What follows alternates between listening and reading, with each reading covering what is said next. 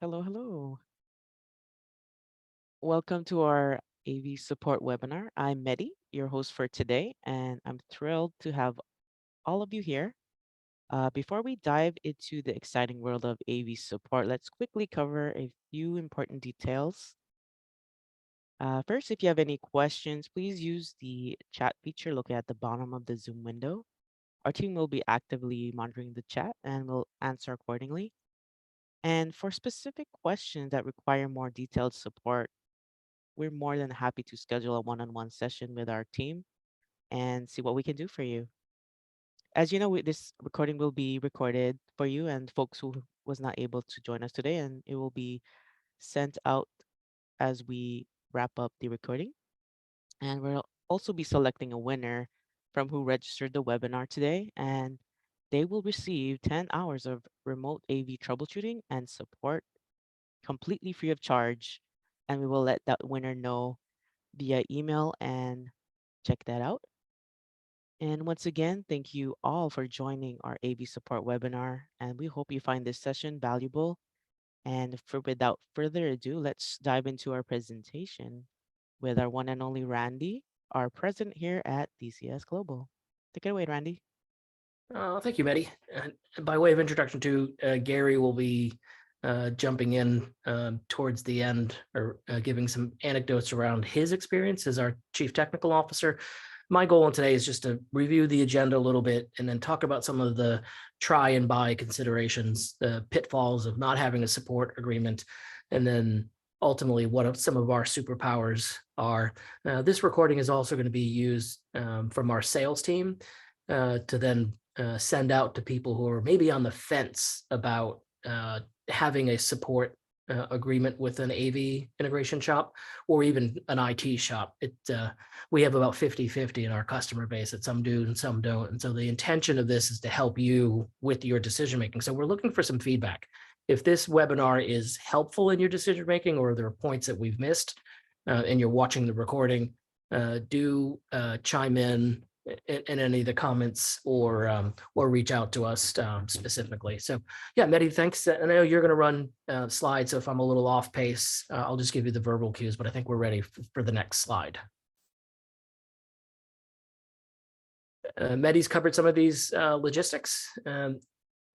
We're here to talk about when you build a conference room, what it should look like, what it could look like, and where some of the problems arise. You registered because you sort of saw the title, plan for the future, avoid the disasters. And that's ultimately our outcome for this, is that we're going to look for have a way of expecting the best out of a partner and a support organization, and know that sometimes the proverbial poop can hit the fan, and that plan for that worst, and then understand what your first line of need and then your first line of defense is in supporting your organization. And then ultimately, we want you to test this plan against your purchasing. So if we don't meet these standards, don't buy from us is really what that means. So thanks, Mehdi. Let's go on to the next slide. Right. So there is a post-COVID, there's a changing reality in support, and not just on an IT side, kind of your computers, your phones, your digital devices, but also from an AV perspective, because these are no longer siloed events. We are creating network impact when we're deploying video conferencing. And then we're also dealing with the impact of a hybrid workspace. So the historical context of some of why we're challenging our customers who are saying no to a support contract is because sometimes they're basing their decision to not have a support contract from an AV perspective on the traditional historical context. It's headcount based. I have 10 users. I don't need. I have 1,000 users. I need a support organization. Or that the vendor had locked someone in. So you built me my video conferencing rooms, and therefore you own the keys to that kingdom, and then therefore you must service it. Those two factors are still important, but they're really off base wildly when it looks at how do you scale your video conferencing, your IT, your AV infrastructure out for the years in the future. Really what The expertise was incremental. The purchase was upfront, and the specialization was just about the room.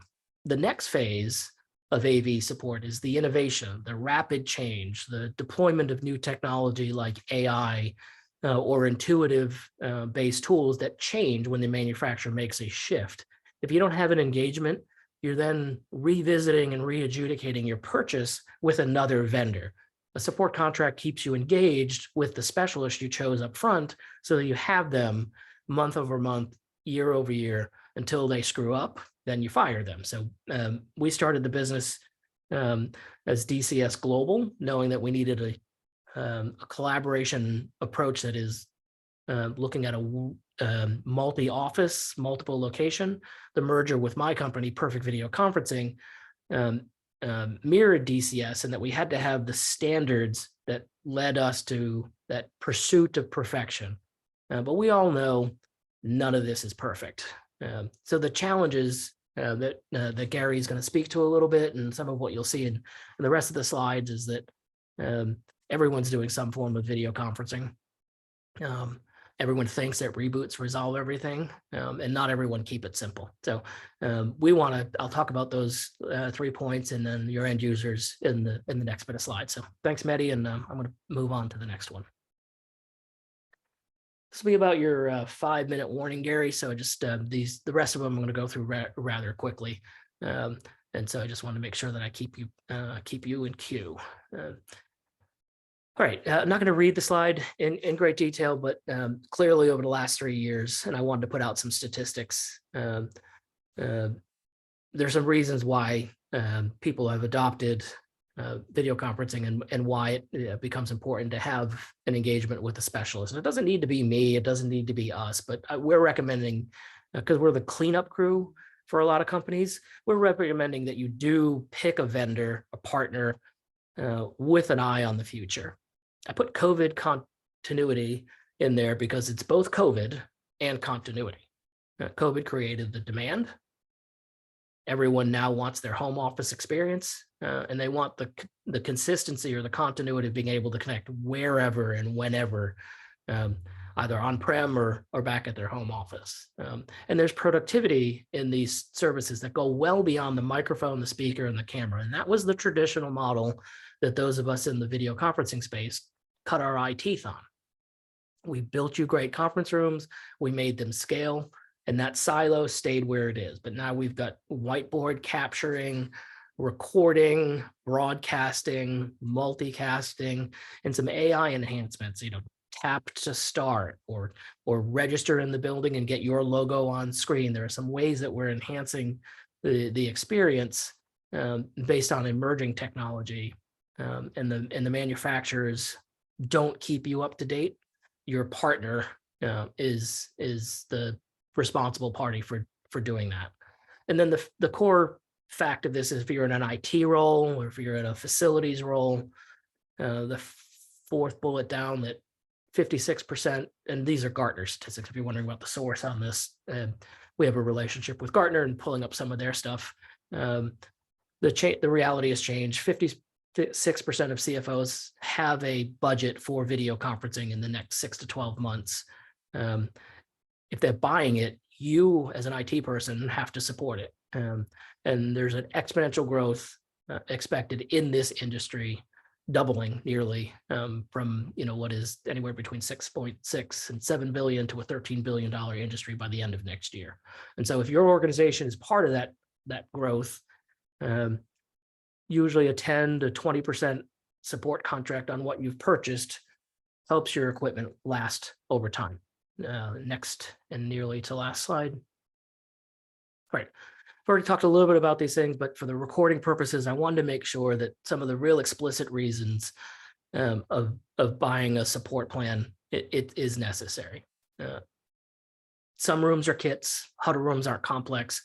But when you are trying to bring your own device into a conference room or change the displays to accommodate your different end user community, or that you're trying to lift the voice in the room or amplify someone with different speech patterns or different affect or accents, some of the technology that's base kits that you can buy online aren't going to do the trick.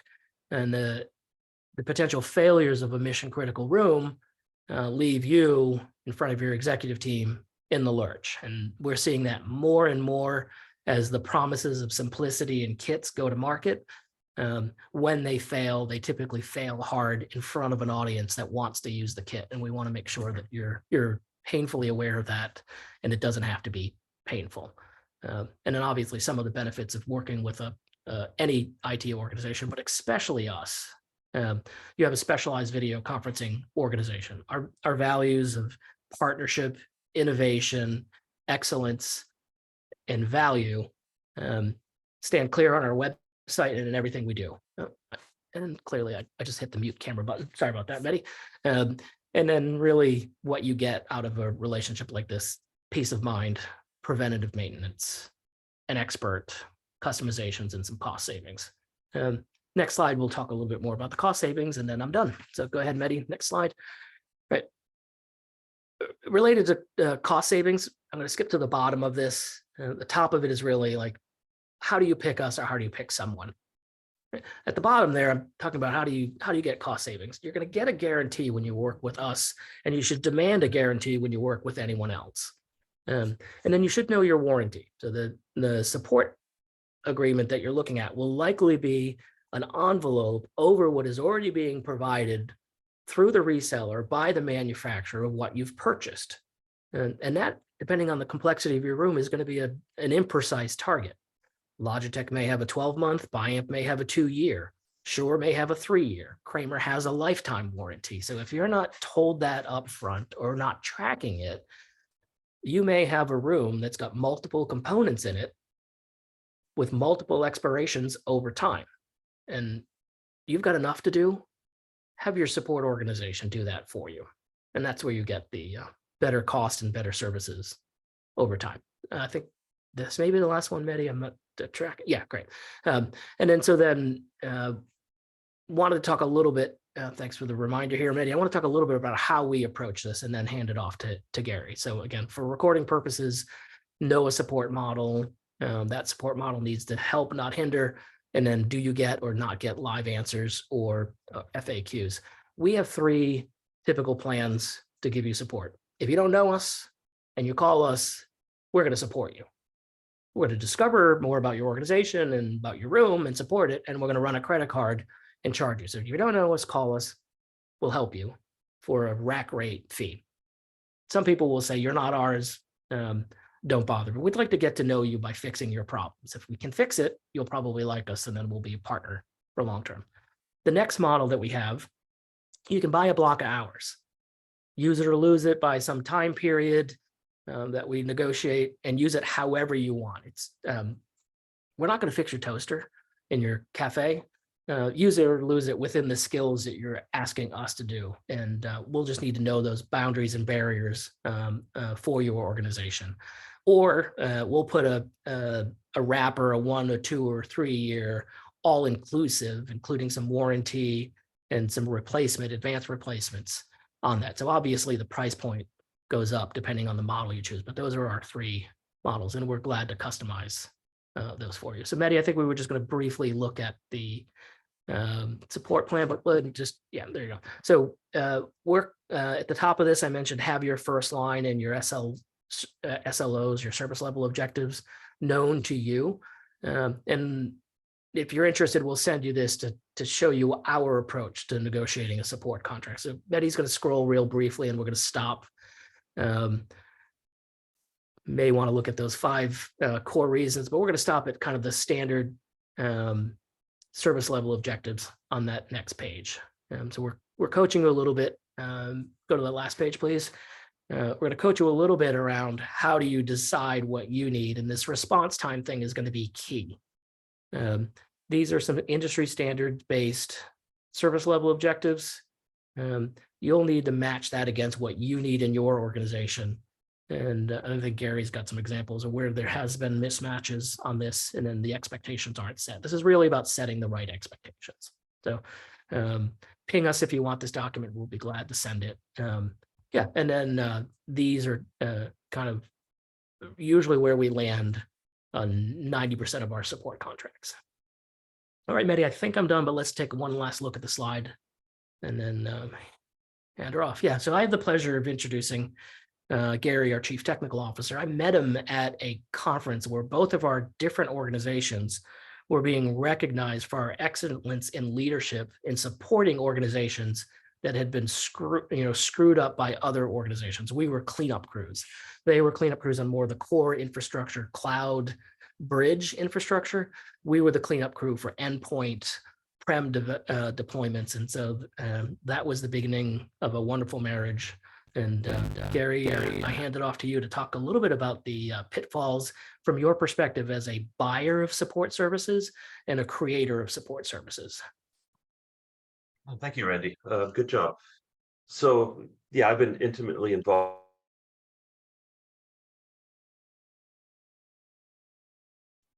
And we do have some customer. Gary, let's have us, we're going to kill cameras because I knew you were having an internet issue. So if we kill our cameras, we'll get your audio.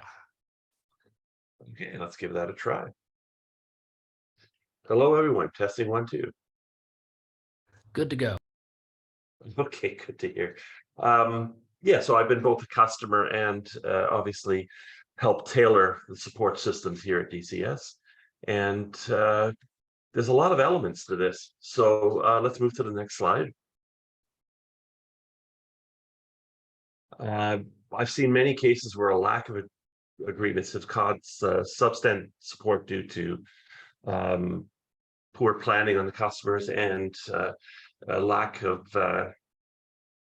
agreements have caused substandard support due to poor planning and lack of SLAs, the execution of the agreement, and the agreement basically does lock in expectations.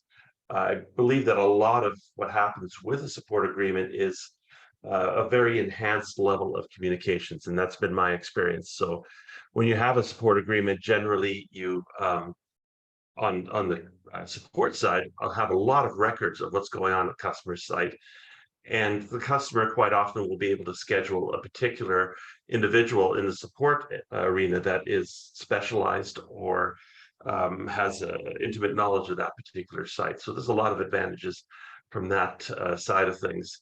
As far as a lack of support agreements, downtime, RMA support, warranties, and even an inability to schedule in the way you want for big events. So those are some major downsides that can really affect not having a support agreement in place. Next slide, please. Again, I think communications is a big part of the equation. So you definitely have enhanced relationships and communications. And this is from my side. So I look at this very differently than Randy, but there is a very strong relationship that happens when you have a support agreement. Software updates are generally scheduled, maintenance and different types of renewals are scheduled. All that's tied very tightly together, and it ends up, especially on the DCS side, ends up being a very smooth running ship due to the level of record keeping we keep on customers.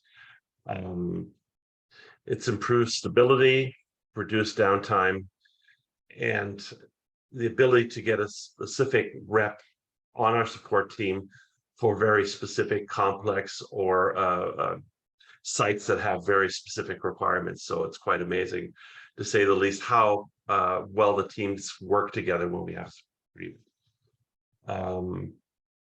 Also, we have, in many cases, very customized support tools for specific customers that we develop when we have a support agreement. Tailored training for our support staff on a specific customer is a key element that we maintain, and it is something you wouldn't typically get when things get a little more complicated. Remote access is a huge part of what we're doing when we do support, and we have multiple tools, some of the best in the industry, for remote support of individuals, from being able to pop on somebody's laptop or equipment, or have staff that is on site that we work with on a regular basis. There's definitely hybrid models that are involved. So we work as a team with somebody on site to generate the support that the customer needs. So there's a lot of amazing things that'll happen. Again, remote support is definitely something that is one of our biggest strengths. And we build it not only into the laptop or the computer that an individual is using, but we actually have it built into some of our equipment. And we have specific pods on larger sites that do nothing but support all the equipment on that site. And it becomes a very powerful tool. Next slide, please. So one of the things that happens when you have a support agreement is that we identify a lot of the pitfalls that are going on in those particular sites. And when we manage a support agreement, we make sure that those things are definitely in place. I'm hoping that my audio is still coming through. Randy, can you confirm that? Very well. We actually have some comments that came in chat too, Gary. So when you wrap up, Mehdi will facilitate us through those questions. Sounds good.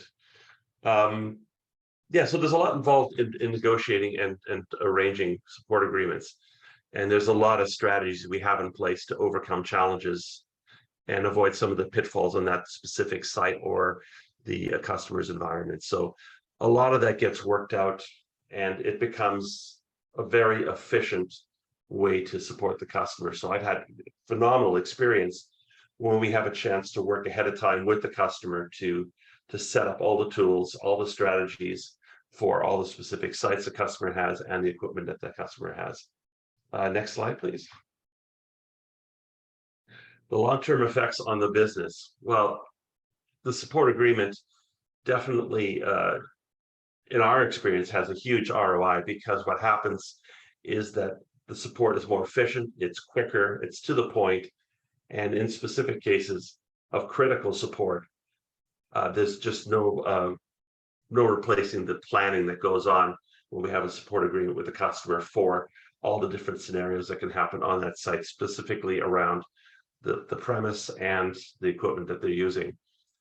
Case studies have shown a lot of success, highlighting the positive impacts of support agreements, and my experience has definitely shown that is the case. It's a night and day difference when we do the planning ahead of time to support a specific customer. Next slide, Mehdi, please.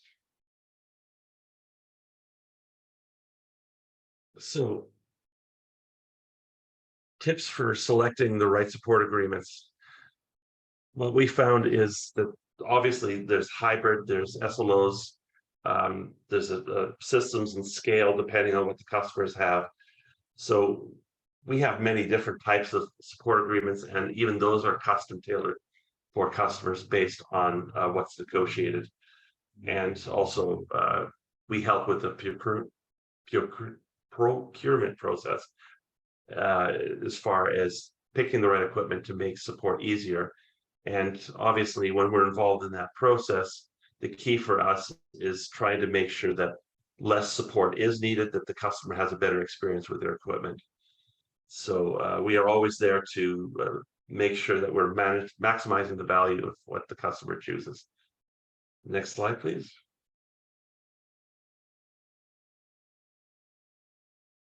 So conclusions. Why a video conferencing support plan is vital. Well, following market trends, obviously, and we can always help with all of that. And we're very well informed in what any particular system or piece of equipment or trend will have as an effect on that organization. DIY has pretty severe limits, and as you get to be a larger organization or utilize the tools more, those limits could become much more apparent. What the customer really is looking for is predictable experiences, and it's a major part of what a support agreement will allow. Service levels, ours, yours, theirs. Definitely the different options that we have will have a huge effect on how that customer experiences AV. Do you mind if I comment on the ours, yours, theirs? Because I know that was a note that actually I'm seeing it in chat too. Do you mind, Gary? No, go ahead. Yeah, service levels. We as a reseller may want to put something on the table. It's it's yours that matters, and the theirs is your end user community. So if there's not a mind meld between what your provider can do, what you need as an organization and your objectives, that's not tempered by what your end user community looks like and experiences, something's going to go dramatically wrong. So it's about expectation setting, it's about calibrating those expectations, and it's about contracting those expectations properly. That'll that makes perfect sense. Yeah, that'll knock out a couple of the questions that came in via chat, Gary. But thank you for letting me jump in. Yeah, no problem. So I'm going to actually jump to the chat right now. So that's good timing. So there's a number of questions here. Staying up to date on Zoom updates. Well, that's a critical element, and we are definitely on top of that. We put a schedule together, and we definitely communicate with any updates. We do testing on updates. So unless the customer is specifically asking for a feature that is in a new update, we make sure that enough time has gone by that we have had a thorough testing of those updates. Yeah, I'm saying that question. It's would you recommend staying up to date on all Zoom? No. Zoom innovates quickly, and certainly they've got certified partners and certified products. But kind of take the Microsoft approach to this. Release Tuesday doesn't mean you have to jump aboard and hit send on all releases. Let's test it first, as Gary mentioned. And if it's not broken, don't fix it. Exactly. Remote access, that's actually a big player, because we've been one of the supreme partners in remote access, I think, for probably close to 10 years now in various forms. And remote access allows us obviously to get on a specific customer's laptop, but in many cases, we actually have remote access in many different forms that allows us to go in and work with the customer on a specific problem, but in such a way that it doesn't take up a lot of the customer's time. So the experience at the end is that the fixes are quite often very quick. They involve some training, and they involve the ability to really look into the situation in a way that you would not be able to without remote access. So we've specialized in, like I said, pods that go on the site that support all the equipment there, working with the customer on their laptop or computer. So there's a lot of different forms of remote access, but we found it to be an incredible tool for speeding up that entire experience. Do you mind if hybrid model.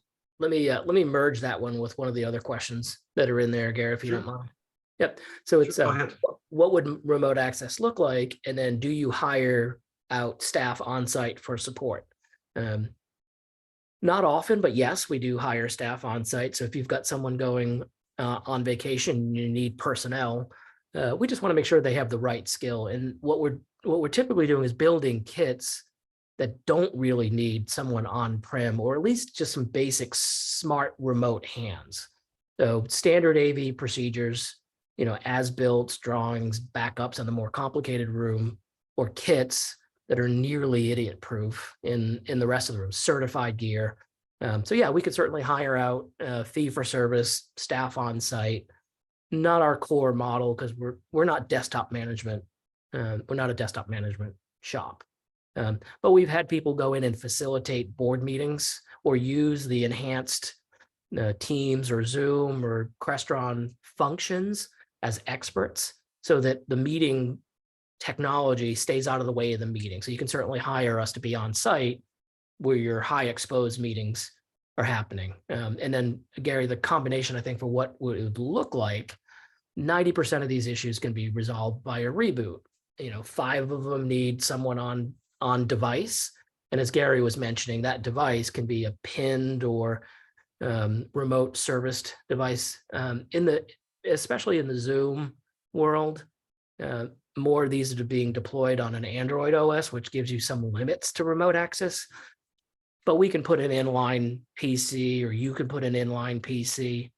Our favorite model in the perfect video conferencing world was we had remote access and you had remote access. So we could impact your end users to be the keyboard and mouse person, or we would do a collaborative session with you, fixing whatever issue was there, so that you're learning as we're doing.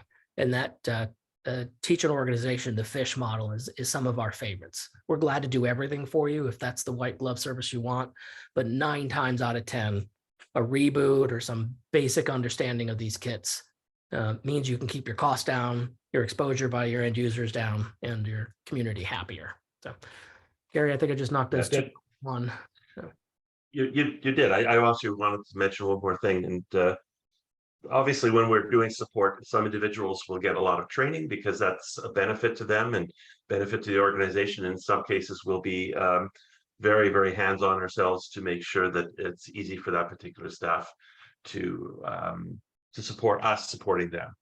That helps with another that big model question that we see in chat. So do you have a hybrid model where we can just get your help with our IT staff on site? And so, yeah, Gary, I think you're absolutely right. Better for us to train some core staff and have someone who isn't panicking call into our help desk that has a basic understanding and some documentation so that the resolution cycle is quicker. And yeah, you mentioned the word panicking. So some organizations have these very significant events that happen, and quite often we've actually set up arrangements where we're actually on site remotely. Sometimes we're actually on site, but quite often we're on site remotely, and we have things set up in such a way that we can assist if something goes wrong in an event or somebody gets confused or panicked. And we're there to support them to make sure that that significant or highly publicized event goes smoothly. So we get involved in that as well if it's necessary for a customer. Sure. There's 2 more questions in chat. We promise this wouldn't be a sales pitch on us as much as it was on how you buy. So, Mehdi, if you wouldn't mind going back to the first line document. Gary, I see one that is pegged directly to you. And then I see one that is more of a salesy one. So, Mehdi, if you slide up a little bit to go to the reasons to have a support contract. Again, this is the document we'll send to you as, here you go. Here's some key issues of, why an organization might want to, and this is DCS or perfect video agnostic, know what these, kind of 5 key areas, and the next 5 areas above Mehdi are kind of more generically what you should consider as an organization. So scroll up to the next page up, please. Just want to capture it for the recording. Right. Yeah. So these bullets here, peace of mind, preventative maintenance, expert support, cost saving, and customizing.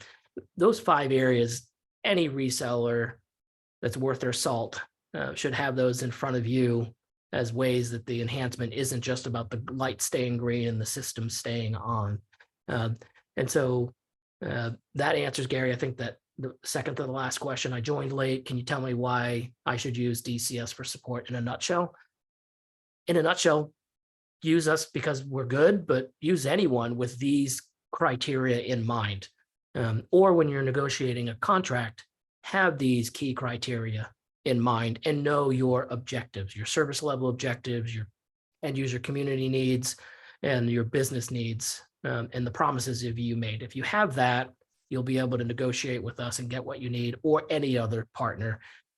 The key thing here is don't let the partner tell you what a support organization looks like or what a support contract looks like. You know your team better than we do. We should be a passenger on that based on our best practices. So, Gary, that pivots us to that last one. Yeah, that dovetails well into what you were just talking about, because the biggest regrets I've seen on support contracts that I've purchased in the past is a lack of prep. And that's something that DCS, I sound like a salesperson, but DCS definitely works with the customer. Once we make the arrangement to work on that path towards a support contract, we understand that customer. We know it's there. We do the due diligence on the equipment they have, the training of our staff, the support documents required. That's in place when you sign a support contract with DCS. And I've seen it where it was simply you sign a support contract and that company does nothing to prepare for it. They're just there. The hours are different that they allow you. The times might be different, whatever, but it's not really the kind of support contract that we believe in. The SLAs are not really there. It's just a money grab. And that's been very disappointing in the past. I've seen that. I haven't seen that often, but I have seen that DCS is the opposite of that spectrum, where we are prepared for that customer and we guarantee that we're going to be there for the customer. Feel like ignoring So I that guess that's because that second part of that question came in is what's your biggest regret as a customer? Where did you get it wrong in purchasing a support agreement? And maybe you didn't, but I didn't know if you wanted to avoid that one or pull off the Band-Aid and see where you maybe didn't do it as you're suggesting we do it.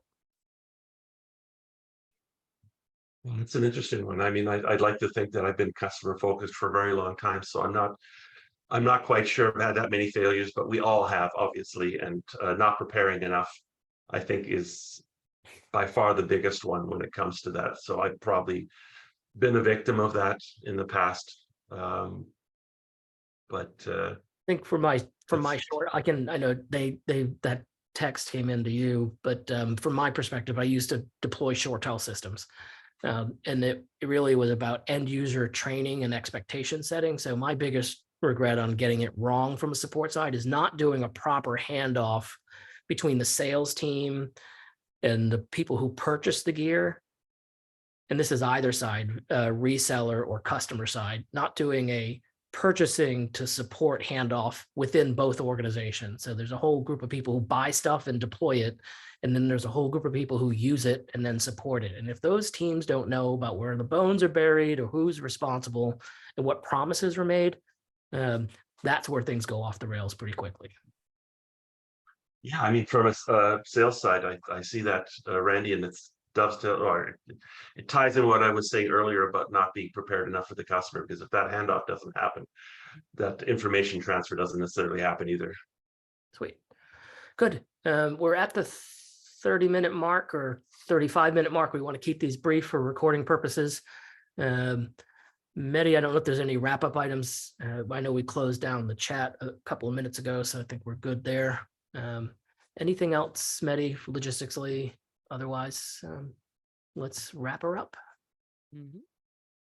Once again, thank you all for being a part of this AV support webinar. We hope you find this information we shared today valuable and it will assist you in the future. If you have any further questions, please don't hesitate to reach out to us. And remember to stay connected with us through our website and social media channels for future updates, resources, and webinars. We appreciate your time and look forward to continuing our engagement with you. Thank you again and have a wonderful day.